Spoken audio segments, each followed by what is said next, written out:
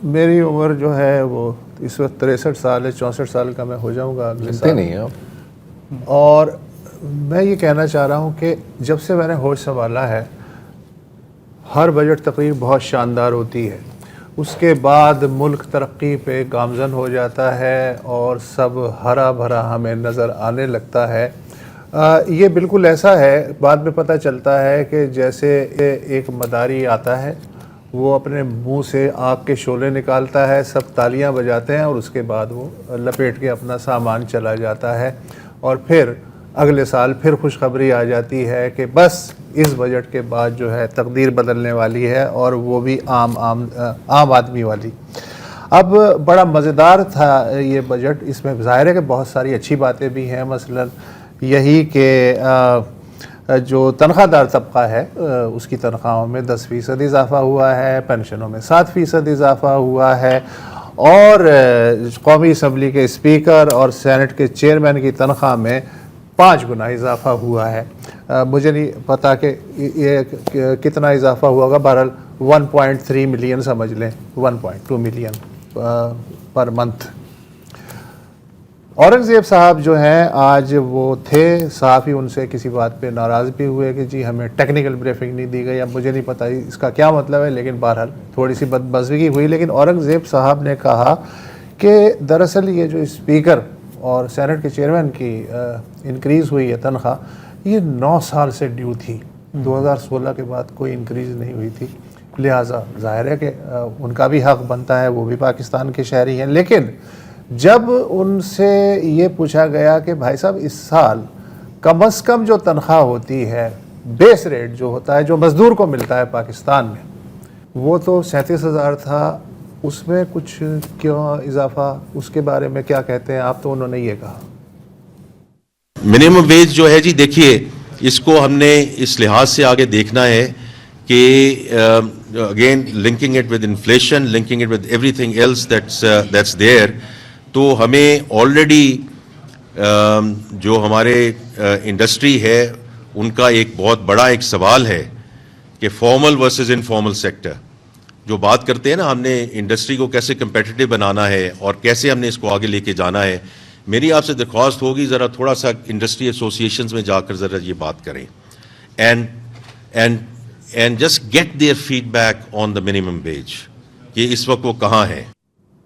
جب آدمی سے اچانک اس طرح کا سوال ہو جائے اور اس کے پاس کوئی جواب نہ ہو، اور جواب دیتے ہوئے سوچے کہ مجھے کیا جواب دینا ہے، تو پھر اسی طرح کی باتیں جو ہیں وہ منہ سے نکلتی ہیں. یعنی باقیوں کی جو تنخواہ ہے یا اضافہ وہ افراط زر سے منسلک نہیں ہے، لیکن عام آدمی، عام مزدور جس کی 37,000 کی تنخواہ ہوتی ہے، وہ اس لیے نہیں پڑے گی کہ جی افراط زر کم ہو گیا ہے تو اسے کیا ضرورت ہے بڑھوتری کی. پھر بڑی اچھی بات ہے کہ جو عام آدمی ہے جس کی معاوضہ یا تنخواہ 6 لاکھ سے 12 لاکھ کے درمیان ہے، اس کا جو ٹیکس ہے وہ 5% سے کم کر کے 1% کر دیا گیا ہے.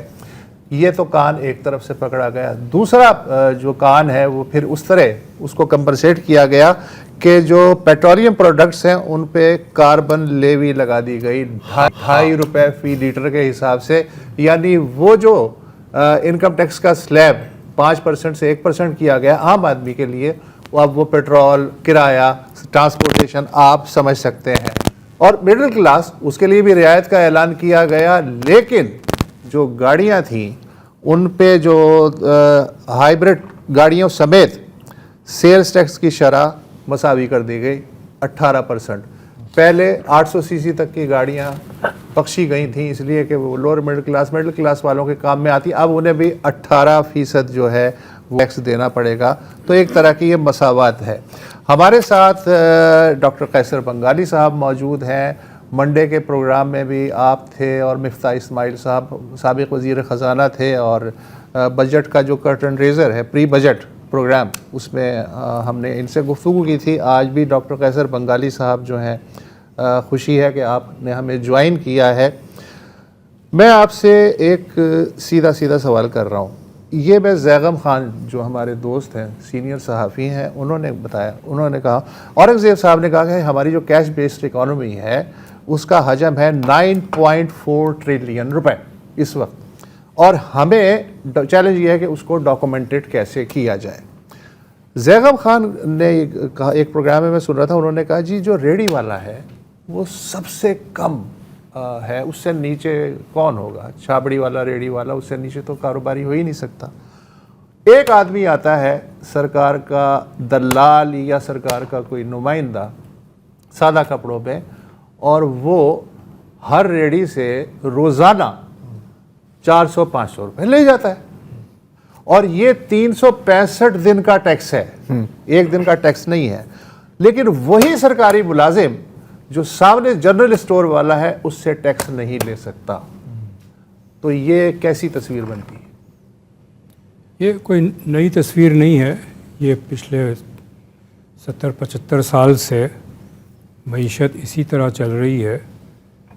جو مارکس کا ایکسیم ہے کہ سرپلس جنریٹ کرے گا غریب آدمی اور پھل کھائے گا امیر آدمی, یہ وہی ہے. فرق یہ ہے کہ اب زیادہ چیزیں واضح ہوتی چلی جا رہی ہے کیونکہ بحران شدت پکڑ رہا ہے. یہ بھی مارکس نے کہا تھا.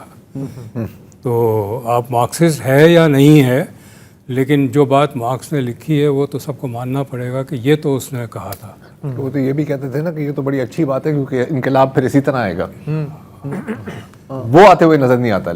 وہ آبجیکٹیو کنڈیشنز بدل گئے ہیں, اس لیے انقلاب آنا نظر نہیں آتا. اچھا, وہ جو میں نے ابھی آپ کو ایک شارٹ سنوایا اورنگزیب صاحب کا کہ جی عام آدمی کو تنخواہ بڑھانے کی ضرورت ہی نہیں ہے, وہ تو انفلیشن کم ہو گیا ہے تو وہ اس کا تو گزارا ہو جائے گا, باقیوں کو ضرورت ہے. میرا خیال ہے انفلیشن کو سمجھنے کی ضرورت ہے. Inflation is a rate of change. جی, کس شرح سے بدلتا ہے. اگر ایک 100 روپے کی چیزیں 200 روپے ہو گئی تو 100% اضافہ ہے, لیکن اگر 200 روپے سے 220 روپیہ ہوا تو وہ 10% اضافہ ہے, 100% نہیں ہے. اگر وہ شرح کم ہو گئی لیکن جو چیز 100 کی 200 ہو گئی تو 200 ہی ہے, اس کی تنخواہ بھی وہی ہے اور قیمت بھی وہی ہے. وہ شرح کم ہو گئی تو اس کو کیا فرق پڑے گا. اور جو اس وقت میں دیکھ رہا ہوں زیادہ شدید مسئلہ جو اس وقت معاشرے میں ہے وہ بے روزگاری کا پیدا ہو رہا ہے. There are middle class families, middle class not lower middle class, جو بے روزگار ہو گئے ہیں, جن کے پاس کوئی بیک اپ نہیں ہے.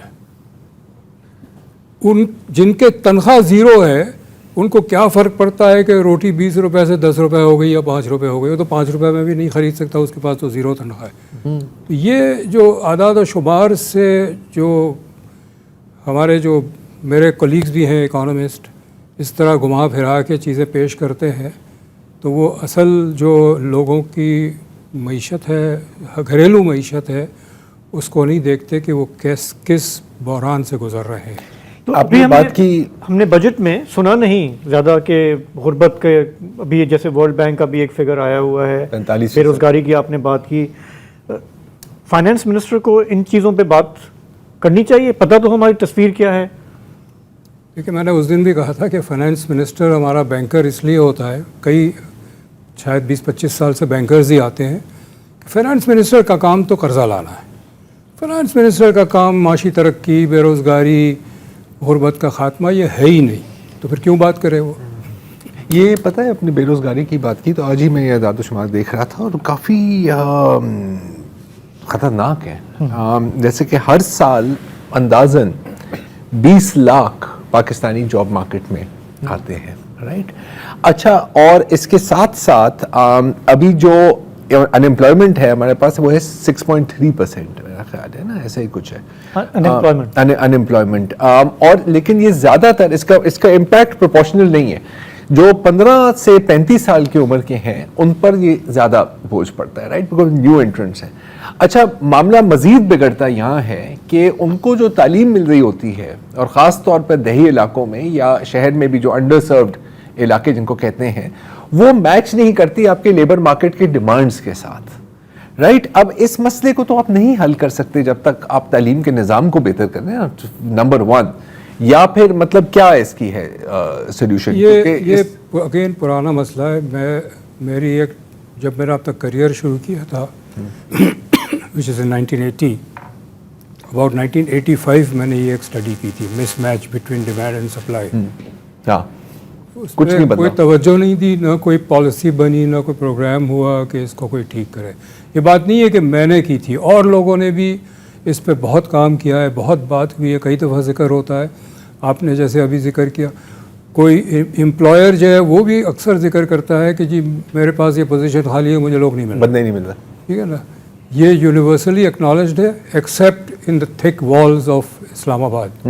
इतने थिक है कि वो आवाज़ें नहीं पहुंचती वहाँ पर ना। अच्छा सॉरी, मैं इसमें अपडेट भी कर दूं। 15 से 24 साल की उम्र में आपको पता है कितनी अनएम्प्लॉयमेंट है? It says 44.9%। मतलब ये तो तकरीबन आधा हो। ये मैं पढ़ाता हूँ। I can tell you that over the last 5 years more than half my class अब तक जॉब नहीं है उनके पास। ये तो ये तो ये प्रूफ मेरा और पर्सनल ये एक्सपीरियंस है। अच्छी वाली यूनिवर्सिटीज़ जो हैं, अच्छी वहाँ universities से हैं, अच्छी जिनका शुमार universities। लीडिंग इंस्टीट्यूशंस में होता है। अच्छा जी, अब इसमें एक और जो परेशान कुन बात है कि एक जो हमेशा कहा जाता है ना यार कि डिजिटल पाकिस्तान इस तरह की बातें नारा है। होती हैं। जी नारे तो हमारे पास बेइंतहाशा है, वो एक अलग बात है, ख्याली पुलाव से पेट नहीं भरता। डिजिटल इकोनॉमी को ग्रो करने की हमेशा बातें होती हैं, लेकिन अगर हम अभी आज पाशा की जो पाकिस्तान सॉफ्टवेयर हाउसेज एसोसिएशन है उनका बयान देखें तो वो तो कह रहे हैं कि it is the death nail. मुझे नहीं पता उर्दू में इसका क्या सही हाँ, तरह ताबूत में आखिरी कील। ऐसा ही तकरीबन पाकिस्तान की डिजिटल इकोनॉमी के लिए। और अगर हम दोबारा यूथ एम्प्लॉयमेंट पर बात कर रहे हैं तो बेयर इन माइंड कि डिजिटल जो सेक्टर है वो एक ऐसा सेक्टर है जो यूथ को अट्रैक्ट करता है। और खवातीन और यस वेरी ट्रू, और खवातीन अभी तकरीबन 6 लाख यंग पाकिस्तानीज एम्प्लॉयड हैं इन द डिजिटल सेक्टर।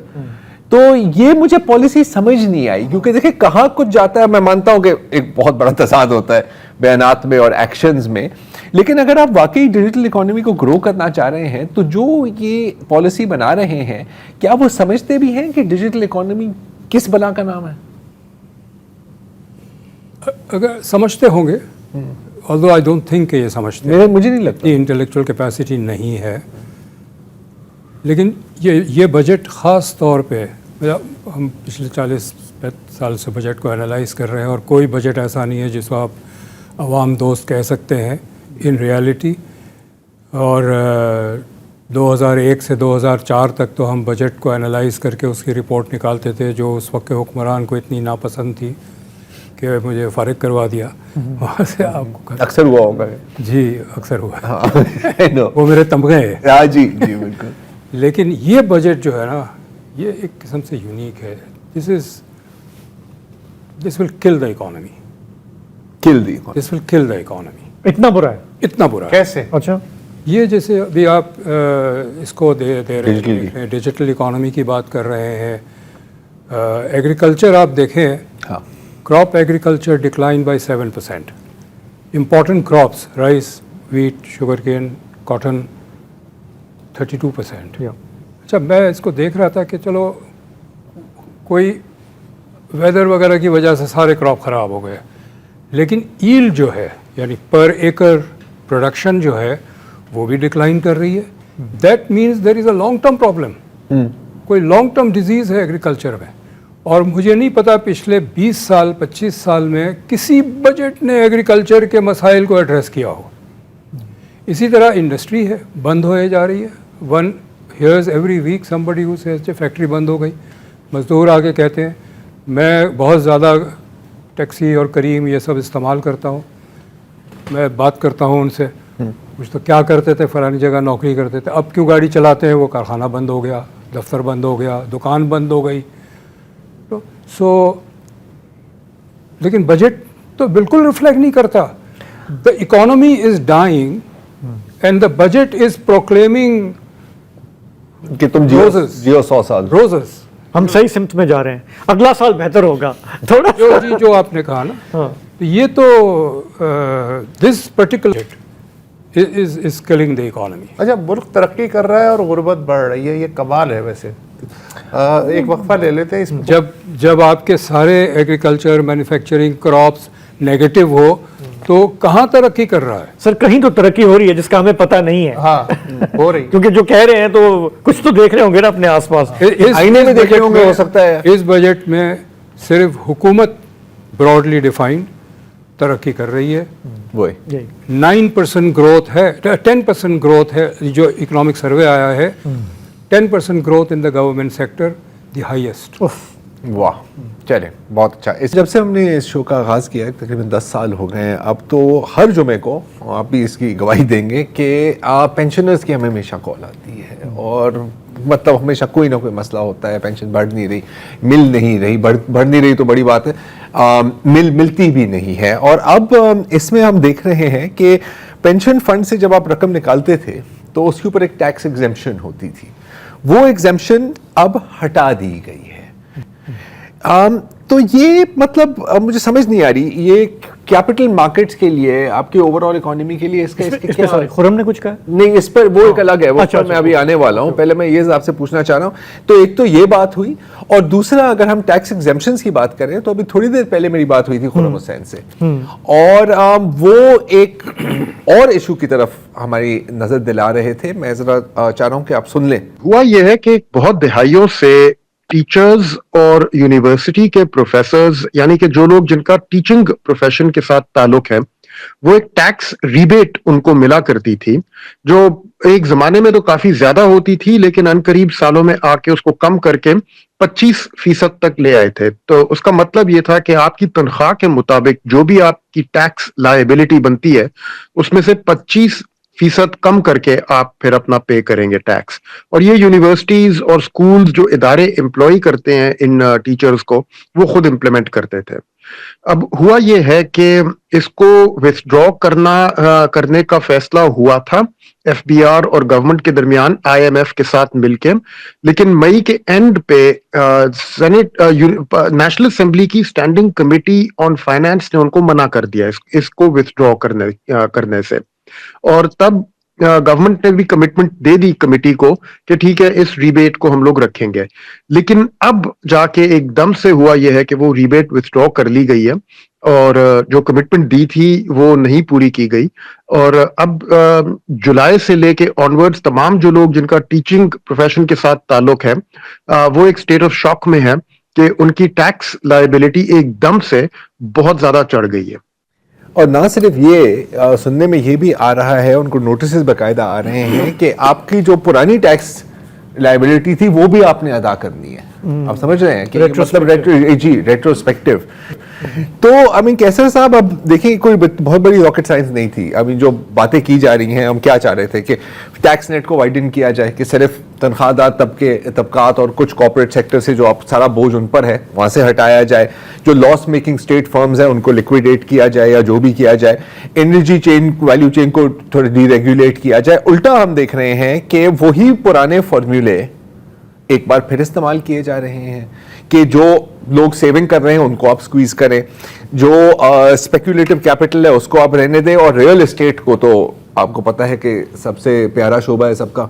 अच्छा, वो तो है, लेकिन इसमें मज़ेदार बात यह है कि जो पेंशनर्स की आपने बात की, जी, एक हाथ से इन्होंने 7% पेंशन बढ़ाने का ऐलान कर दिया, दूसरे हाथ से वो जो उनकी सेविंग है उन पे जो प्रॉफिट आएगा उस पे टैक्स लगा दिया, टैक्स बल्कि 20% कर दिया। लेकिन उसमें एक वजाहत है कि जो नेशनल सेविंग्स की स्कीमों में हैं जिनके पैसे, उन पे इस नए इजाफे का असर नहीं होगा, ये भी उन्होंने वजाहत की है साथ में। इसका मतलब है कि बैंक अकाउंट में अगर आप सेविंग अकाउंट में रखते हैं, वो जो प्रॉफिट है जो पिछले 15% काटती थी हुकूमत, अब 20% काटेगी, हालांकि मैं टैक्स पेयर हूँ। क्या सेविंग नहीं करनी चाहिए, क्या चाह रहे हैं? देखिए, pension is a form of welfare payment. जी, इसी तरह और भी वेलफेयर पेमेंट्स है, PISP इज़ वेलफेयर पेमेंट। इस पे सेकेंड वर्ल्ड वॉर के बाद वेलफेयर पेमेंट्स के ऊपर बड़ी रिसर्च हुई है, और ये है कि ये मैक्रो इकोनॉमी को सपोर्ट करता है। मसलन मेरे पास इस वक्त पैसे नहीं है रोटी ख़रीदने को, मुझे मिल गए कहीं से हुकूमत से पैसे, खरीदारी मैंने रोटी ख़रीदी, तंदूर का बिज़नेस चलेगा, तंदूर वाला आटा लाएगा, उसका बिज़नेस चलेगा, and so on and so fourth. एक मल्टीप्लायर इम्पैक्ट होता है। जैसे तालाब में आप पत्थर फेंके, दायरे बनते हैं मईशत के। ये जो इक़दाम कर रहे हैं, ये दायरे श्रिंक कर रहे हैं, मैक्रो इकोनॉमी को श्रिंक कर रहे हैं। जिस टीचर की तनख्वाह अब कम हो गई ज़्यादा टैक्स कटने से, वो शायद 4 रोटी के बजाय 3 रोटी ख़रीद के आएगा। उस तंदूर का सेल कम होगा, उस आटे वाले का सेल कम होगा। तो it's a reverse multiplier in withdrawal. तो ये मईशत को सुखर रहे हैं. As I said, they are killing the economy. लेकिन आबादी जिस बेतहाशा तरीके से बढ़ रही है, तंदूर वाले का कुछ नहीं बिगड़ेगा, उसकी सेल तो और बढ़ेगी. तो अगर आबादी के हवाले से तंदूर वाला बेच रहा होता तो सबको 5-5 रोटी मिल जाती, मुफ्त लेकिन में तो नहीं दे रहा. उस आबादी के पास कुव्वत ख़रीद नहीं है. मेरा ये आज से 20 साल पहले भी एक सर्वे में हम हाउस होल्ड सर्वे करते थे for poverty and other analysis. Badin से एक केस आया था जिसमें चाय पे ज़्यादा खर्चा था, रोटी पे कम था. अब ये इकोनॉमिक थ्योरी के ख़िलाफ़ है, चूँकि रोटी बेसिक है. तो मैंने उस इनोवेटर से कहा, तुम ये इससे घर में बैठ के तुमने डेटा पढ़ा है, तुम जाओ चेक करो. किसी और को भी साथ भेजा मैंने. बदीन करीब है कराची से. वापस आके कहने लगा, सर बात बिल्कुल सही है. वो कहते हैं कि 10 रुपए की चाय पीते, उस ज़माने में 10 रुपए की चाय थी, 10 रुपए की चाय पीते हैं, 50 रुपए खाने के बच जाते हैं, चूँकि चाय से भूख मर जाती है. एग्जैक्टली. और उसमें चीनी भी होती चीनी होती है जो आपकी कैलोरी है. जी. तो भूख तो बांटने के कुव्वत खरीद नहीं होगी तो आबादी बढ़ती. अच्छा, मजे की बात है, रोटी की सेल जो है वो तो पता नहीं कम हुई या नहीं हुई. बिस्किट्स की सेल बढ़ गई है, इसलिए कि वो 20 रुपए का एक पैकेट लेते हैं बिस्किट का, चाय के साथ खा लेते हैं. अगर प्रॉपर खाना खाएं तो कम से कम 150 से 200 रुपए का खर्चा है, बिल्कुल। तो वो बचा लेते हैं. बिल्कुल बिल्कुल. तो कैसर साहब, आपने कहा कि बजट जो है ये तो मईशत को गिरा के रख देगा. हम इसके असरात जो है देखेंगे आहिस्ता आहिस्ता, जैसे ये आहिस्ता आहिस्ता या जल्दी जल्दी? नहीं, बहुत जल्दी देखेंगे. और एक असरात तो ये आप देखेंगे जो इन्होंने पिछले दिनों एक फ़ैसला किया वीट की प्रोक्योरमेंट प्राइस विड्रॉ करने का. जी. ऑलरेडी वीट की एकरेज ड्रॉप हुई है. हम आगे जो सोइंग होगी उसमें और ड्रॉप देखेंगे. लोग तौबा कर रहे हैं, हम नहीं करेंगे. ना बिल्कुल. जी. और हम इन एनी केस हमें हर साल 2 से 3 मिलियन वीट इंपोर्ट करनी पड़ती थी. अब शायद 5, 6, 7, 8 मिलियन टन इंपोर्ट करना पड़ेगा. और इंपोर्ट करेंगे तो डॉलर से इंपोर्ट करते हैं. फॉरेन एक्सचेंज का बहरान होगा, डॉलर और महंगा होगा. जितना डॉलर महंगा होगा उतना आटा महंगा होगा. विशेष सर्कल. और हम मज़ीद हमने कशकोल लेके जाएंगे कि और कर्ज दो, चूँकि हमारे पास रोटी के पैसे नहीं. राइस के बारे में भी हम यही सुन रहे हैं, कॉटन में भी हमने. Across the world, agriculture has collapsed. हाँ. The agriculture economy, just as the manufacturing economy, has collapsed. तो ये हमारी रीढ़ की हड्डी जो है वही कमजोर हो रही है. मेनिंजाइटिस हो गई. लेकिन उसके बावजूद मुस्तकबिल रोशन है. जी जी जी, तरक्की हो रही है कहीं ना कहीं. कहीं ना कहीं उम्मीद रखनी चाहिए. कहीं हो रही है. बिल्कुल. चलें, कैसर साहब बहुत बहुत शुक्रिया. उम्मीद पे दुनिया Once कायम again. है.